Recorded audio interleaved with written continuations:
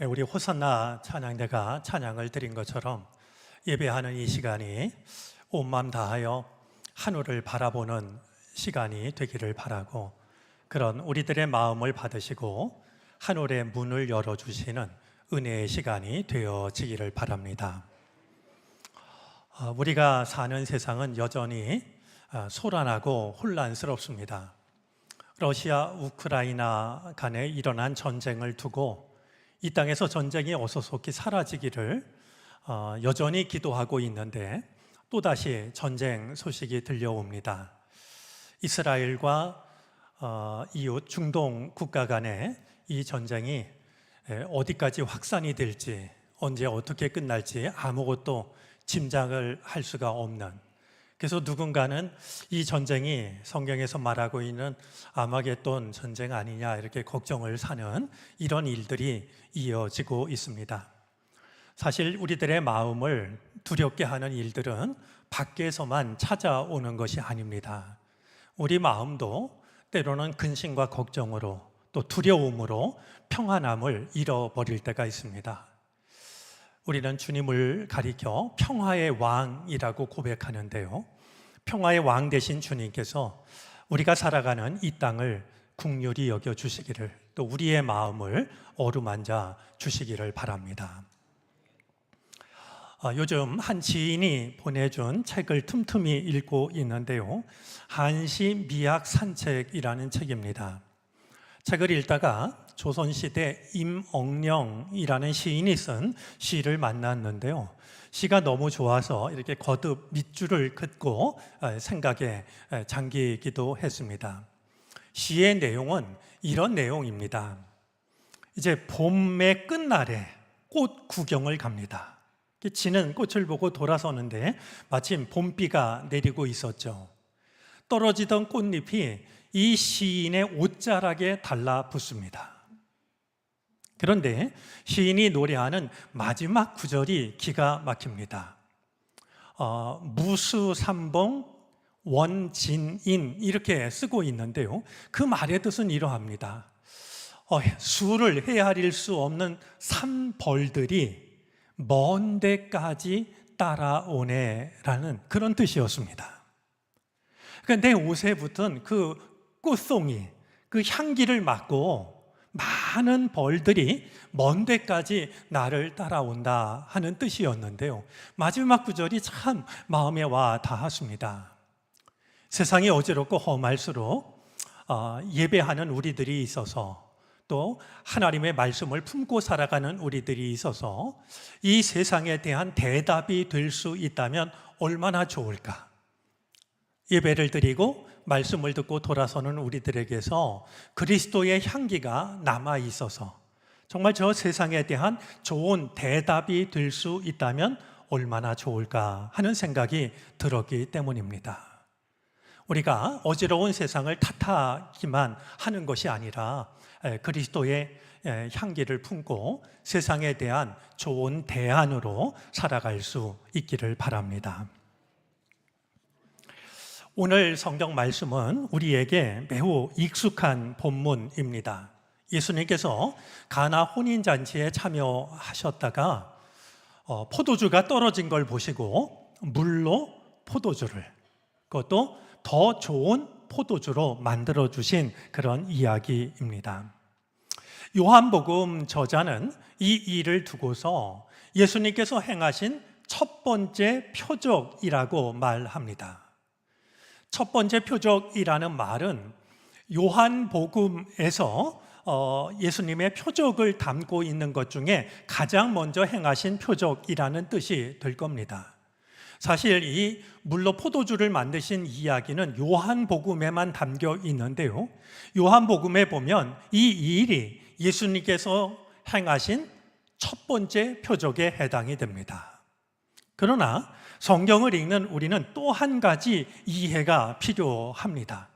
여기서 말하는 첫 번째라는 말 속에는 대표적인 혹은 으뜸이 되는 이런 의미도 담겨 있습니다.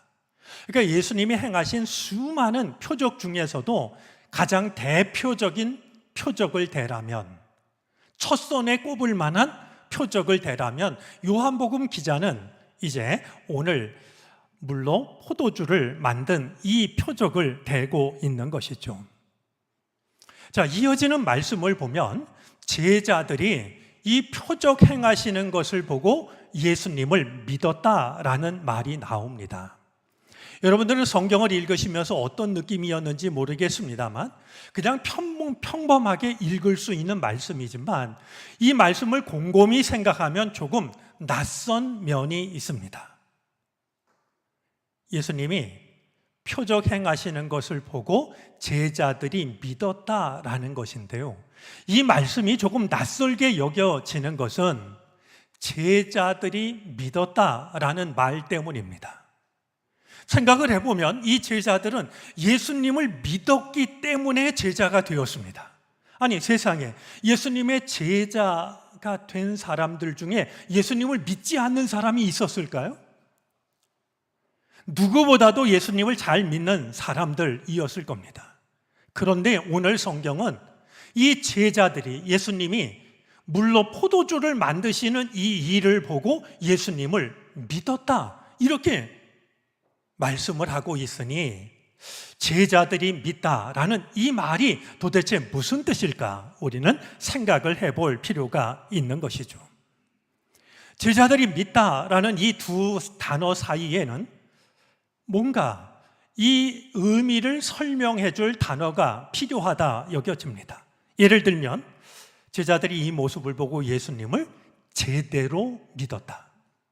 제자들이 이 모습을 보고 예수님을 확실히 믿었다. 제자들이 이 모습을 보고 예수님을 다시 믿었다. 예를 들면 그런 말들 말이죠. 아마 제자들은 예수님께서 이 표적 행하시는 것을 보고 우리의 믿음이 맞았구나, 우리의 선택이 틀리지 않았구나 라는 생각을 했던 것 같습니다. 바로 이 점에서 제자들이 믿었다라는 말씀은 오늘 우리들에게도 의미가 있습니다. 오늘 예배의 자리에 나온 우리들에게는 예수님을 믿는 믿음이 있습니다. 예수님을 사랑하는 마음도 있고요, 주님의 일을 감당하고 싶은 마음도 우리에게 있습니다. 그런데 그것으로 충분한 것일까? 예수님을 믿어 제자가 됐음에도 불구하고 예수님이 행하시는 이 일을 보고 예수님을 새롭게 믿게 된 제자들을 생각하면 아직도 우리가 알지 못하는 주님의 모습이 있는 거 아닐까? 주님을 향한 우리들의 믿음 속에는 여전히 부족한 믿음이 있는 게 아닐까? 과연 그것은 무엇일까 하는 것을 돌아보게 되는 것이죠.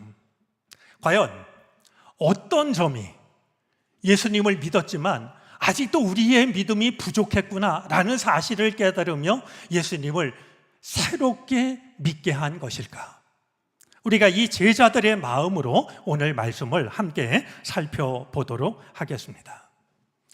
아마도 이 제자들이 예수님을 새롭게 믿게 된 데에는 두 가지 분명한 이유가 있다라고 여겨집니다. 첫 번째는요, 우리의 삶을 찾아오시는 하나님의 모습을 예수님을 통해서 보았기 때문입니다. 이렇게 말씀을 드리면 오늘 본문하고 이것이 어떤 상관이 있을까 궁금해 하실지도 모르겠습니다. 지금 예수님은 가나에서 열린 혼인잔치에 참석을 하셨습니다. 그런데 요한복음에 의하면 지금 예수님은 굉장히 중요한 시간을 보내고 있습니다. 제가 중요하다라고 했지만 신앙적인 의미로 따지면 거룩한 시간을 보내고 계십니다. 왜냐하면 하나님 나라 일을 막 준비하고 있을 때이기 때문입니다. 지금 예수님은 적어도 요한복음에 의하면 하나님 나라 일을 준비하고 계실 때인데요, 그렇다고 하면 많은 사람들 중에서 누구를 제자로 뽑아야 될지, 제자도 신중하게 뽑아야 되고요, 아마 요즘 같으면 자기소개서, 이력서 이런 속에서 정말 내 제자가 될 사람이 누군가를 생각하는 시간이 필요했을 것 같습니다. 그런가 하면 하나님 나라 일을 그냥 시작할 수 없으니 누구보다도 더 많은 시간 기도를 하셔야 할 때이기도 했습니다. 어디서부터 어떻게 하나님 나라 일을 시작하실지 정말 철저한 계획을 세우기도 해야 했던 때입니다. 그런 중에 예수님이 우리가 결혼식을 하니까 결혼식에 참석해 주시겠어요? 초대를 받습니다. 여러분, 보통의 경우라고 한다면 정중하게 사양을 했을 겁니다. 초대해 주셔서 고맙지만 제가 지금 이렇게 중요한 일을 하고 있습니다. 그 자리에서 인사를 하든지, 요즘 우리식으로 하면 우리가 꼭 참석해야 될 결혼식이 있어도 더 중요한 일정과 겹치면 결혼식에 가는 사람한테 봉투를 주면서 가서 내가 못 와서 미안하다고 꼭 인사를 전해줘. 그렇게라도 해야 될 상황이었고, 그렇게 하셔도 아마 크게 서운해하지 않을 일이었습니다. 그런데 예수님은 하나님 나라 그 거룩한 일을 시작하고 준비할 때임에도 불구하고 결혼식 잔치에 청함을 받았을 때 예수님 당신만 참석한 것이 아니라 제자들과 함께 결혼식에 참석을 합니다. 여러분, 이 단순한 사실이 의미하고 있는 것이 무엇일까요? 당시 유대교 신앙에 의하면요, 그들은 거룩하신 하나님은 특별한 장소에, 특별한 시간에 존재하신다고 생각을 했습니다. 하나님을 만나기 위해서는 회당, 회막, 성소, 성전으로 나아가야 했습니다. 세상과 구별된 거룩한 장소로 나아가서 하나님을 배웠습니다. 특별히 하나님이 계시다고 여겼던 지성소가 있습니다. 지성소는 제단의 한 공간의 이름이지만 뜻으로 보자면 가장 거룩한 자리라는 뜻이 아니겠습니까? 이 하나님이 계신 지성소는 1년에 한 번 대속죄일에 제사장만이 들어갈 수 있었습니다. 공간만 그러했던 것이 아닙니다. 시간도 마찬가지입니다. 금요일 저녁부터 금요일 저녁 해가 지는 때부터 토요일 저녁 해가 지는 때까지를 그들은 안식일로 지킵니다. 안식일에는 하지 말아야 될 일들도 많았고 꼭 해야 될 일들도 정해져 있었습니다. 하지 말아야 할 일들을 삼가고 안식일에 해야 할 일들을 심써 지키면서 그들은 그 시간이 다른 날과는 다른 거룩한 시간이라고 생각을 했던 것이죠. 그런 세상 속에서 살고 있는 제자들에게 예수님께서 결혼식 잔치에 참여하심으로써 제자들에게 가르쳐 주고 계신 것이 있었습니다. 거룩한 장소가 따로 있고 거룩한 시간이 따로 있는 것이 아니라 우리 삶의 모든 순간순간들이 다 거룩하다는 사실입니다. 하나님의 거룩한 일을 준비하시던 주님께서 혼인식 잔치에 참여하심으로써 우리 삶 속에서 일어나는 모든 일들이 다 하나님이 함께 하시는 거룩한 일이라고, 우리가 맞이하는 모든 시간들이 다 하나님이 함께 하시는 거룩한 시간이라고 제자들에게, 그리고 성경을 읽는 우리들에게 일러주고 계신 것이죠. 제가 자주 인용합니다만 테이야르드 샤르댕이라는 신학자가 이런 말을 합니다. 하나님은 일하는 농부들의 호미 끝에 계시고 공부하는 학생들의 연필 끝에 계시고 탄을 캐는 광부들의 곡괭이 자루 끝에 계시고 밥을 짓는 여인들의 젖은 손끝에 계심을 기억하라. 어떤 공간에 갇혀 계신 분도 아니고 시간 안에 제한되는 분도 아니라 우리가 살아가는 모든 자리, 우리가 맞이하는 모든 시간들, 우리 삶 속에 찾아오는 모든 일 가운데 거룩하신 하나님이 함께 하신다는 사실을 주님은 하나님의 일을 하시는 그 거룩한 와중에 결혼 예식에 참여함으로써 제자들에게 일러주고 계셨던 겁니다. 발터 베냐민이라는 이가 이런 말을 했습니다. 우리 마음에 글씨를 쓰듯이 한번 따라서 해보시겠습니까? 매 순간은, 다시 합니다. 매 순간은 메시아가 들어오실 수 있는 작은 문이다.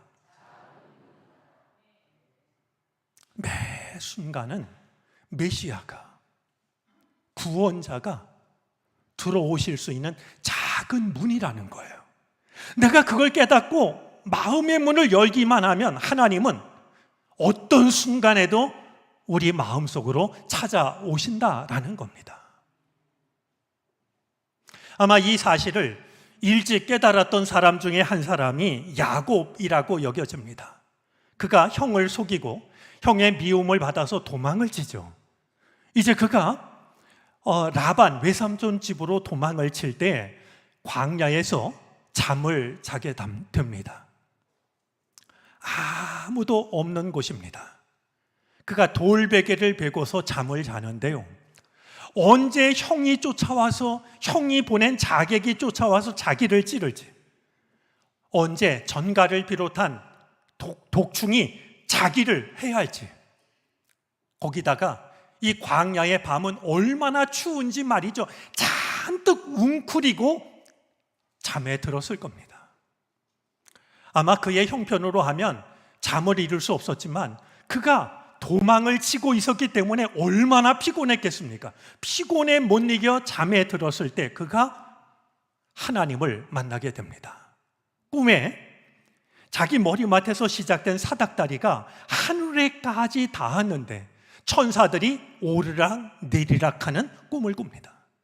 뿐만이 아니라 그 사닥다리 꼭대기 하늘에서 하나님의 음성이 들려왔습니다. 이런 말씀이셨습니다. 나는 너의 할아버지 아브라함을 보살펴준 하나님이요, 너의 아버지 이삭을 보살펴준 하나님이다.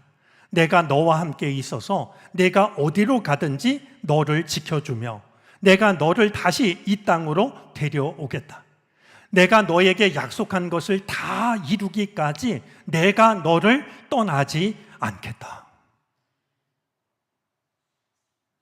아무도 없다라고 생각했던, 세상에 나 혼자밖에 없다라고 생각했던 그 광야에서 야곱은 하나님께서 자기 가장 가까운 곳에 계시고 하나님께서 여전히 내가 너와 함께 하겠다라는 음성을 들었던 겁니다. 이 꿈을 꾼 야곱이 이렇게 생각합니다. 주님께서 분명히 이곳에 계시는데도 내가 미처 그것을 몰랐구나. 그러면서 그는 이런 고백을 바치고 있습니다. 이 얼마나 두려운 곳인가. 이곳은 다름 아닌 하나님의 집이다. 여기가 바로 하늘로 들어가는 문이다. 내가 혼자라고 여겨지는 그곳에도 하나님이 나와 함께 하신다는 사실을 야곱은 경험했습니다. 나를 도와줄 사람이 아무도 없다 여겨지는 그곳에서도 내가 너를 지키겠다라시는 하나님의 음성을 들었습니다. 그 야곱이 바로 여기가 아무도 없다라고 여겨지는 광야, 어둠 속 그곳이 바로 하나님의 집이라고, 하늘로 들어가는 문이라고 고백을 했던 것이죠. 우리에게도 이 은혜가 함께 할 수 있기를 바랍니다. 우리가 구별된 장소인 이 예배당에 나와서 하나님을 예배하는 거야 당연한 일이지만 거기서 끝나는 것이 아니라 우리의 가정에서도 하나님을 만나 뵙고 나의 일터에서도 하나님을 만나 뵙고 때로 마음이 약해져서 나를 도울 사람이 아무도 없다 여겨지는 그곳에서도 살아계신 하나님을 만나 뵙는, 그래서 내 삶을 찾아오시는 주님을 은혜로 경험할 수 있는 우리가 되어질 수 있기를 바랍니다. 제자들은 분명 혼인 예식에 참여하신 예수님을 통해서 우리 삶을 찾아오시는 하나님의 모습을 보았을 겁니다. 또 한 가지, 제자들이 보았던 예수님의 모습 중에는요, 우리들의 삶을 회복하시는 하나님의 모습이 담겨져 있습니다. 그날 결혼식에서는 생각하지 못한 어려운 일이 일어났습니다. 결혼식이 한창 진행 중인데 포도주가 떨어지고 말았습니다. 원래 이 포도주가 떨어지는 일은요, 이름 잔치가 아직 한창 진행 중인데 음식이 떨어지는 것과 다르지 않은 일이었습니다. 신랑으로서는 여간 부끄럽지 않은, 결혼식 준비를 제대로 하지 못했다라는 욕을 먹게 되는 이런 아주 곤란한 일이었죠. 아마 생각보다 하객들이 많았던지 이 신랑이 늦장가를 갔을까요? 손님들이 흥이 돋았던지 말이죠. 신랑은 분명 준비한다고 충분한 포도주를 준비했을 텐데도 그만 포도주가 떨어지고 만 것이었습니다. 이 사실을 알게 된 예수님의 어머니가 예수님을 찾아가서 포도주가 떨어졌다라고 알립니다. 제가 오늘 다루진 않겠습니다만 혹시 기도를 어려워하는 분이 있다면 이 예수님의 어머니가 한 일을 기억하시기를 바랍니다. 기도라고 하는 건 내 삶에 어떤 문제가 생겼을 때요, 주님 앞에 나아가서 있는 그대로 아뢰는 것이 기도입니다. 예수님의 어머니는 포도주가 떨어졌을 때 예수님을 찾아가서 포도주가 떨어졌다라고 합니다. 보태거나 미화시키거나 예수님을 설득하려고 하는 게 아니라 내게 일어난 일을 있는 그대로 이야기를 했습니다. 그게 기도요, 좋은 기도입니다. 자, 예수님께서는 아직 내 때가 이르지 아니했습니다 라고 말씀하셨지만 신랑이 당한 그 공경을 그냥 내버려 두지 않으십니다. 우리가 잘 알고 있는 것처럼 물로 포도주를 만들기 시작하죠. 잔치 일을 돕고 있는 하인들에게 돌 항아리에다가 물을 채우라고 합니다. 하인들이요, 물 항아리에 물을 채우는데요, 오늘 보니까 어디까지 채웠냐 하면 아귀까지 채웁니다. 아귀까지 채웠다라는 말을 우리 다른 단어 하나로 이야기하면 아마 찰랑찰랑이 되지 않을까 싶습니다. 찰랑찰랑 넘치도록 채우는 겁니다. 우리가 주의 은총을 사모하는데요, 말씀을 따른 만큼이 은총이 됩니다. 그냥 흉내를 냈던 것이 아니라요, 정성껏 아귀까지 채웠는데 그게 은총이 된 겁니다. 자, 이번에는 그 물을 떠다가 주라라고 하자 하인들이 이제 아귀까지 채웠던 그 물을 연회장한테 떠다 줍니다. 지금 떨어진 것은 포도주고 필요한 것은 포도주인데 예수님은 물을 갖다 부라고 했고 그 물을 연회장에게 갖다 주라고 합니다. 이해할 수 없는 말씀이지만 하인들은 따랐습니다. 왜냐하면 예수님의 어머니가 뭐라고 당부를 했냐 하면 무엇을 말씀하시든지 그대로 하라고 했기 때문입니다. 묻지 말고 예수님이 무엇을 말씀하시든지 그대로 하라. 그들은 지금 그대로 하고 있는 겁니다. 자, 그런데 연회장이 하인들이 떠가지고 온 그걸 마셔보니까요, 기가 막힌 포도주입니다. 이 연회장이 그 포도주를 맛보고 깜짝 놀라서 신랑을 부릅니다. 그러면서 하는 말이, 보통의 경우에는 잔치 처음에는 좋은 포도주를 냈다가 사람들이 그 포도주를 먹고 취하면은 안 좋은 포도주를 내는데 어찌 자네는 이처럼 좋은 포도주를 지금까지 남겨두었느냐, 한껏 칭찬을 하고 있습니다.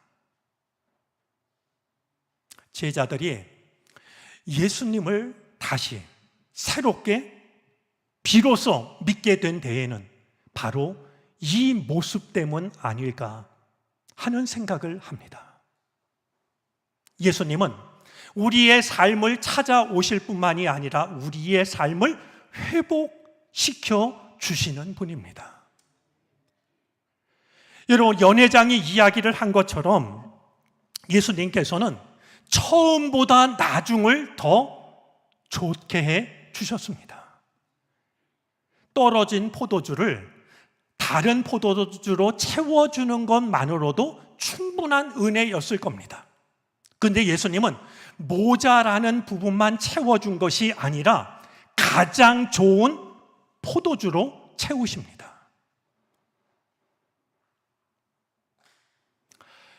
우리 삶에 이런 일이 일어난다면 얼마나 놀라운 은혜일까요? 내가 최선을 다해서 노력을 했는데 이만하면 충분하다라고 생각했는데 그 결과가 포도주가 떨어지는, 정말 나의 힘으로는 해결할 수 없는 실패로 나타난다라고 하면 우리들의 실망과 좌절감은 여간 크지가 않을 겁니다.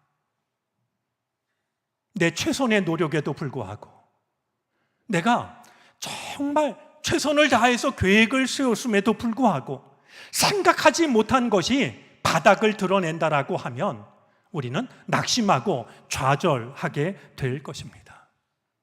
그때 주님께서 우리의 삶을 찾아오셔서 내가 생각하지 못한 방법으로 내 삶을 회복하시되 내가 할 수 있었던 결과보다도 훨씬 더 좋은 것으로 내 삶을 채워주신다라고 하면 그 은혜가 얼마나 놀랍고 귀한 것일까요? 우리의 가정에도 이런저런 문제가 있습니다.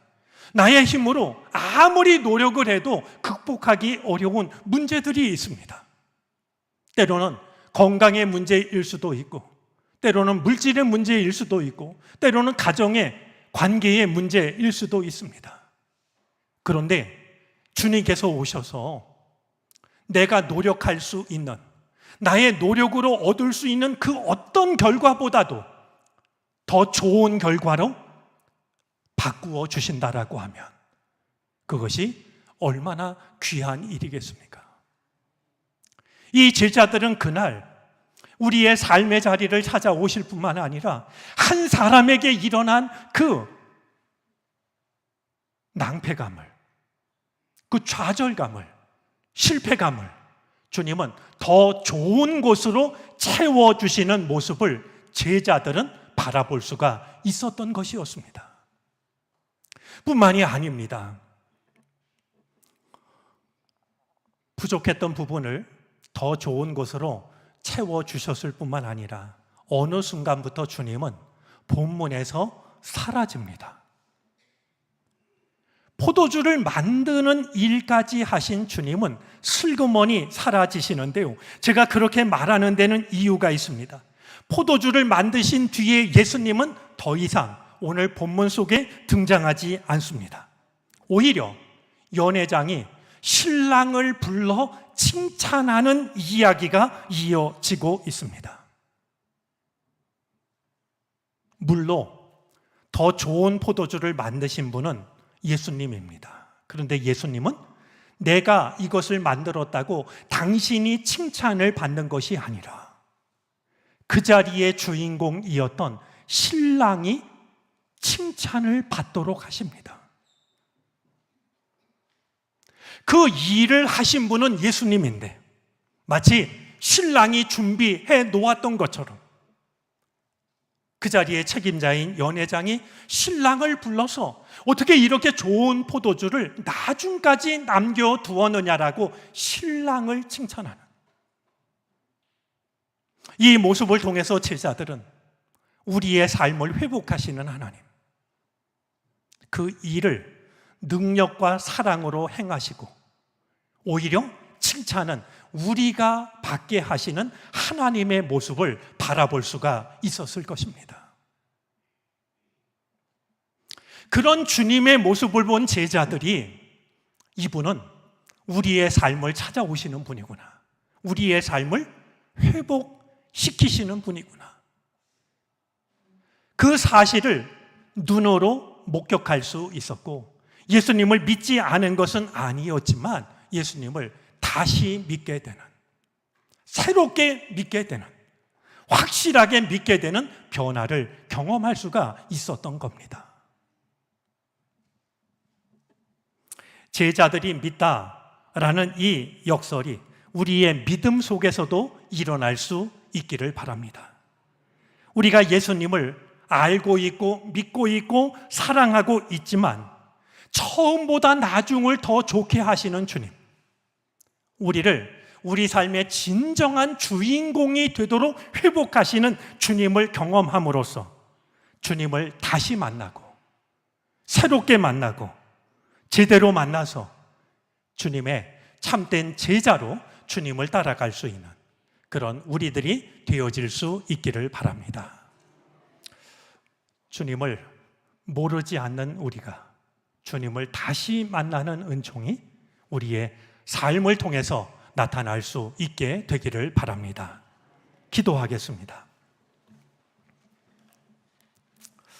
주님, 우리에게도 포도주가 떨어질 때가 있습니다. 잔치가 아직 끝나지 않았는데 떨어지지 말아야 할 것이 떨어질 때가 있습니다. 몸이 아프기도 하고 물질이 부족하기도 하고 관계가 깨어지기도 합니다. 떨어진 포도주를 더 좋은 포도주로 채워주신 주님, 우리에게도 그 은혜를 허락해 주옵소서. 처음보다 나중을 좋게 하시옵소서. 잔치의 주인공인 신랑을 칭찬받게 하신 주님, 부디 우리의 삶이 칭찬받는 삶이 되게 하옵소서. 그리하여 우리도 주님을 우리의 삶 속에서 새롭게 만나게 하시고 새롭게 믿게 하시며 새롭게 따르게 하옵소서. 여전히 우리 삶을 사랑으로 찾아오시는 예수 그리스도의 이름으로 기도를 드립니다.